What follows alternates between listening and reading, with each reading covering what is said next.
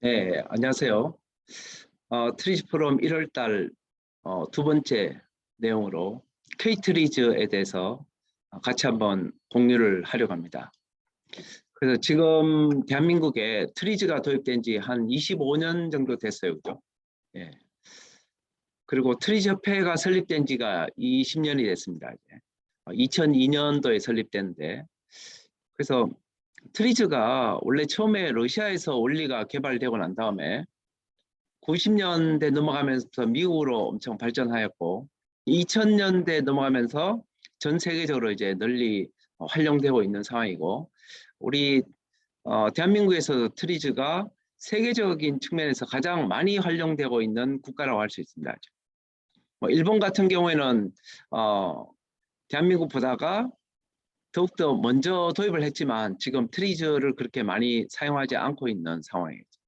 그래서 우리 대한민국에서 2000년 시점에 삼성, LG를 중심으로 기술연구소에서 트리즈를 도입해서 신제품 개발 이런 기술적인 부분에서 적용을 했고 2010년도 들어갔을 때 기술, 생산, 영업, 전략 등 제조업 전 부분으로 적용되기 시작해서 삼성, 현대, LG, 포스코 등에 다 적용됐고 2020년도 넘어가면서부터 공공부문이나 금융, 유통, 스타트업 다양한 분야에 적용되기 시작했습니다.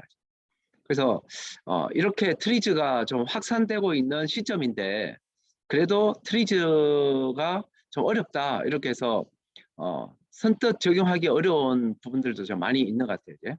그래서 2021년도 작년 말에 트리즈 1수준책, 그 트리즈 협회에서 발간한 책이 있는데 이 책이 세종도서로 선정되면서 전국의 트리즈 책이 이제 보급이 될 겁니다. 이제 그러면 트리즈가 좀 더 확산이 될 거로 생각이 돼요.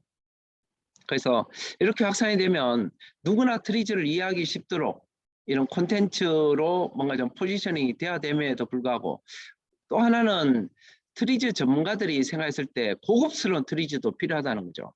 그래서 쉬운 트리즈도 필요하고 고급 트리즈도 필요하다. 이게 이제 양자적인 측면에서 모순의 상황이 발생됩니다.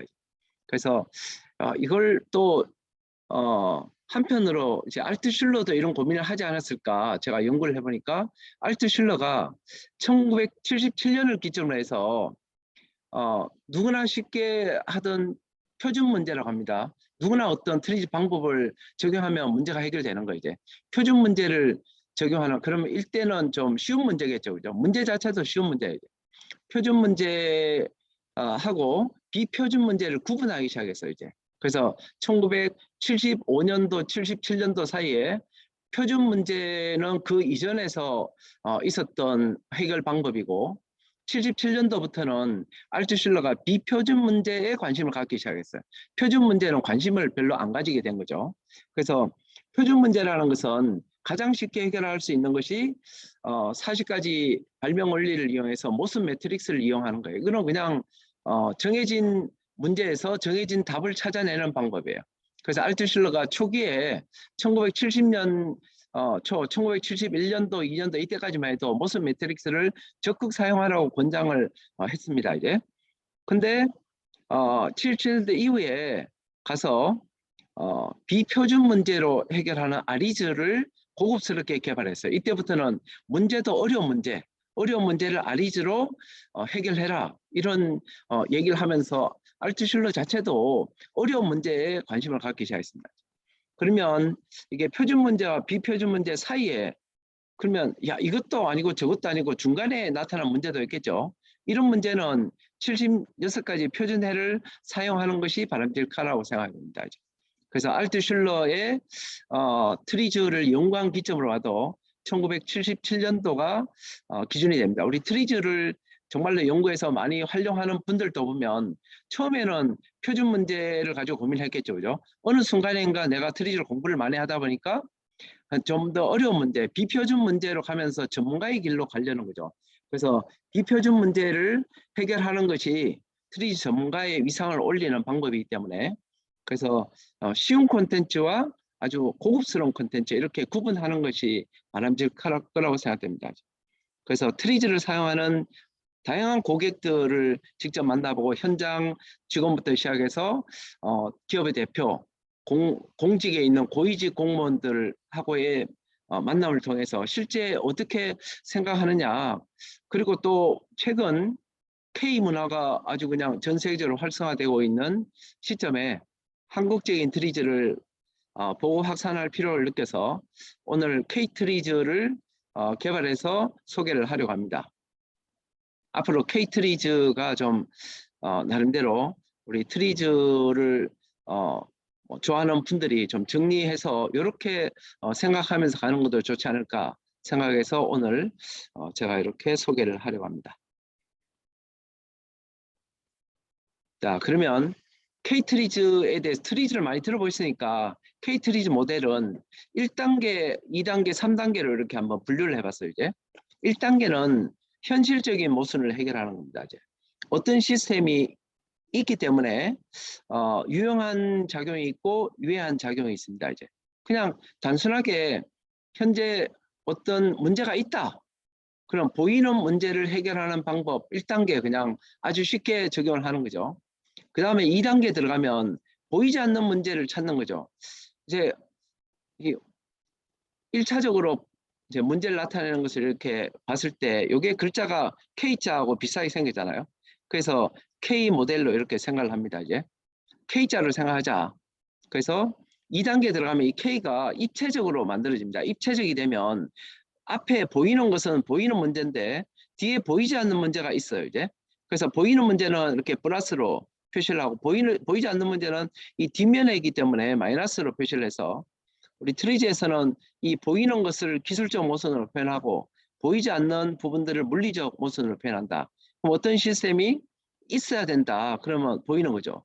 없어야 된다. 없는데 보이지 않잖아요. 그죠? 그래서 이것을 입체적으로 가상 모델을 통해서 우리가 문제를 해결한다. 그러면 이걸 2단계 정도로 생각하고 3단계는 이 입체적인 모델이 과거, 미래로 이렇게 시간차에 따라서 그리고 또 시스템의 상위 수준과 하위 수준으로 공간적인 차원에서 이게 전체적으로 펼쳐집니다. 그죠? 그러면 이게 펼쳐진다는 것은 현재 시스템에서 미래로 갔을 때 미래를 예측하게 되는 부분까지 넘어갈 수가 있다.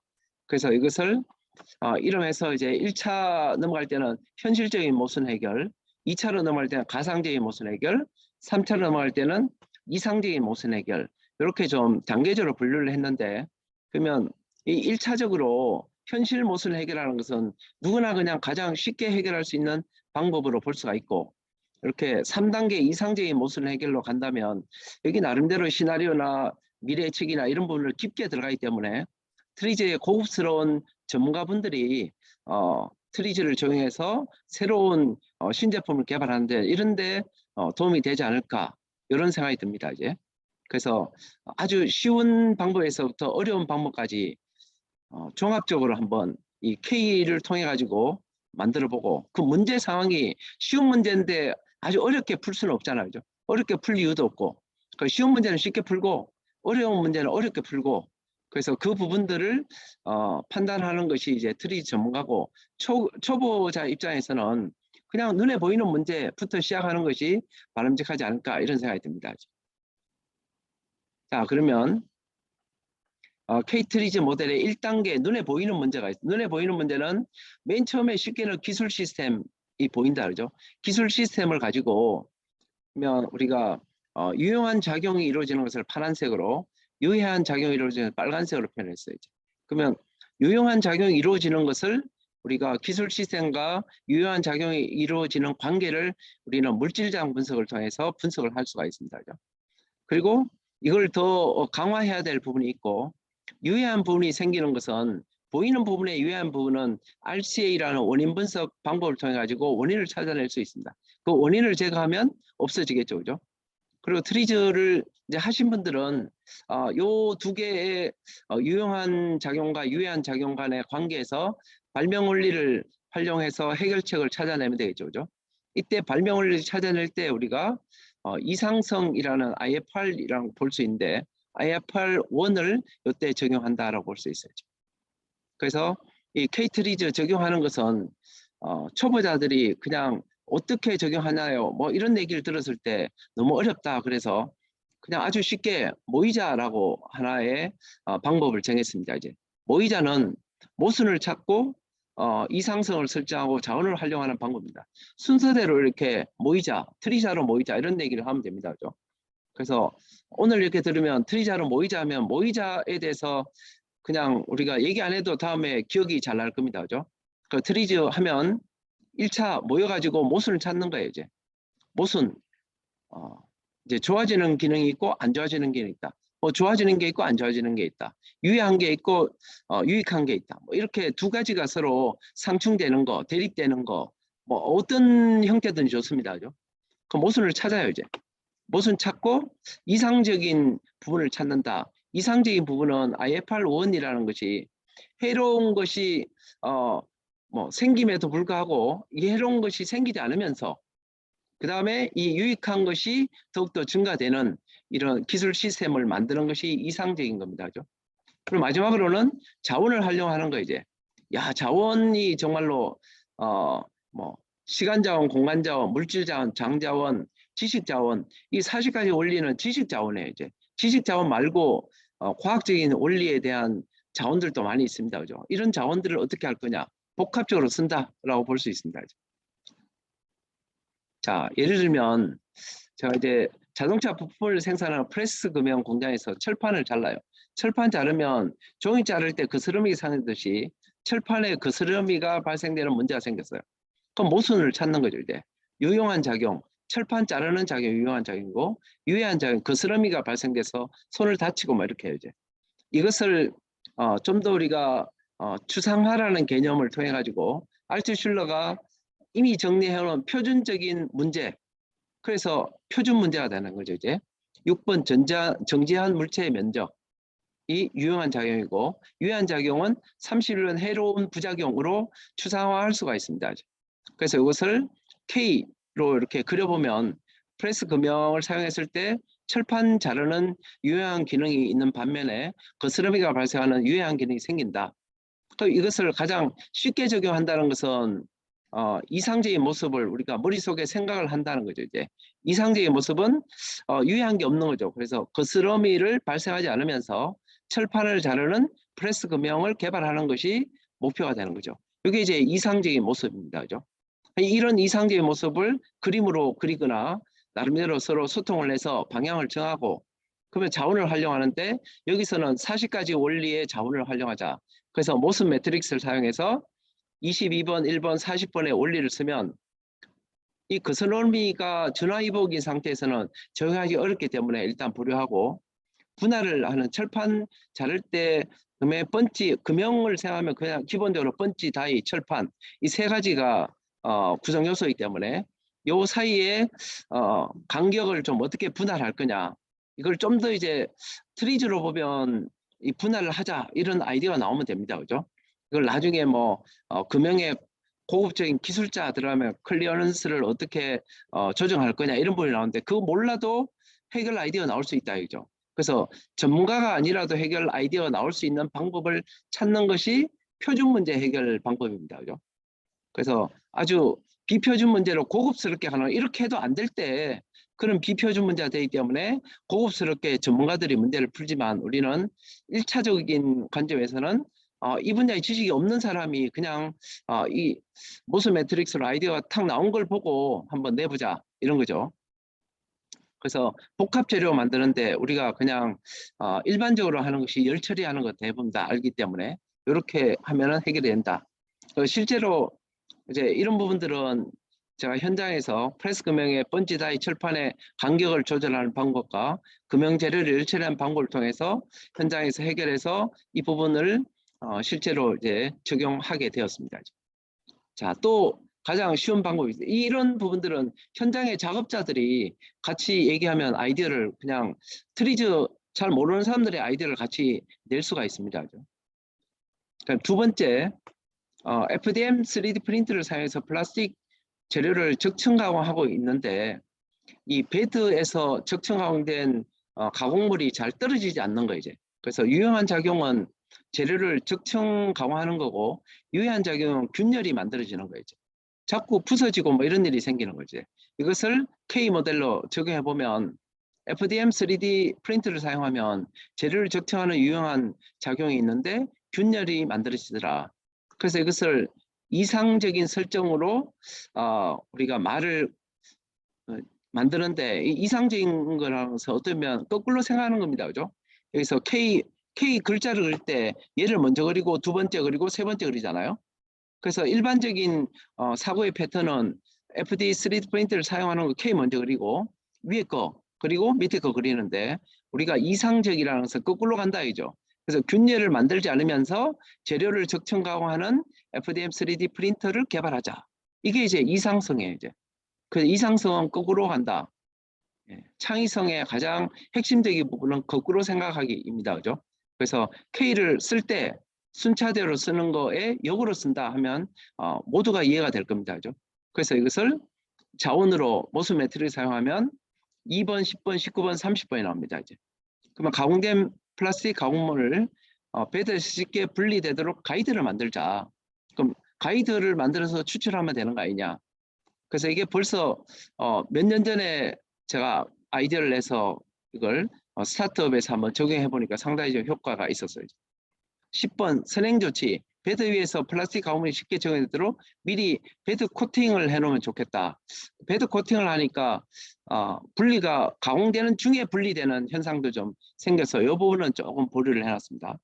주기적인 작동, 베드 표면을 주기적으로 청소하고 가공물이 적층하는 동안에 이 온도 변화가 상당히 중요하기 때문에 온도를 주기적으로 좀 관리해보자 라는 게 아이디어가 나왔고, 막연한 부분에서 베이스를 만들자 이런 아이디어가 좀 나왔습니다. 유연한 막이나 얇은 필름을 만드는 아이디어가 원래 알트슐러가 표준 해결책으로 제시된 거기 때문에 이 제시된 아이디어를 통해서 현장에서 이걸 작업하는 사람들이 트리즈를 배운 적이 없잖아요. 그죠? 그래서 트리즈로 쉽게 좀 적용하면서 아이디어를 같이 내니까 이런 아이디어가 나올 수가 있었다는 거죠.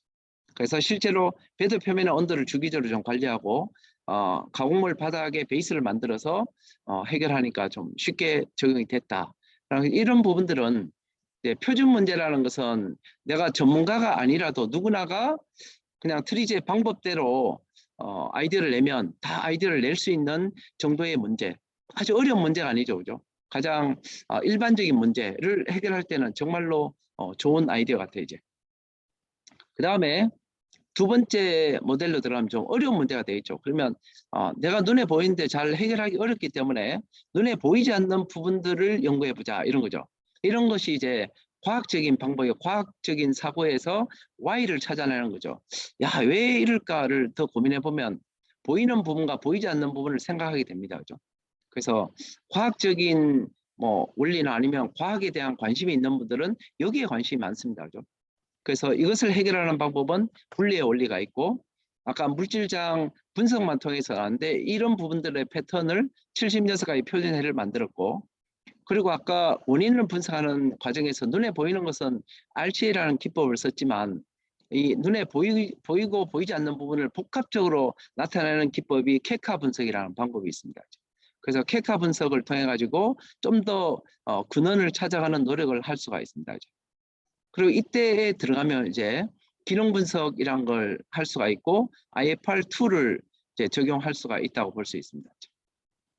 자, 이런 부분에 대해서 두 번째 단계 좀 더 어려운 문제에 대해서는 아까 1단계 표준 모델에서 해결을 했는데 잘 안 돼요. 이제 더 잘 안 되기 때문에 좀 더 고급스럽게 들어가야 되는 문제로 들어갈 수도 있고, 아니면 내가 트리즈를 통해 가지고 공부 좀 하고 그냥 과학적인 지식이 좀 있으면 이 방법으로 그냥 모든 문제를 해결할 수도 있습니다. 그죠? 내가 가장 고급스러운 것이 보이는 부분과 보이지 않는 부분을 같이 생각하면 그만큼 사고의 패턴이 폭넓게 가기 때문에 이런 부분에서 효과가 있다고 볼 수가 있겠습니다. 이런 부분들도 한번 앞으로 이미 적용된 게 많지만 우리 이런 트리즈의 기법을 바로 적용해 가지고 그냥 순차대로 나왔을 때 나오냐. 그래서 여기는 조금 더 이제 어려운 문제가 들어가면 순차적으로 트리지 기법 순서대로 갔을 때 답이 안 나올 가능성이 많다. 이런 부분들을 좀 감안할 필요가 있겠습니다.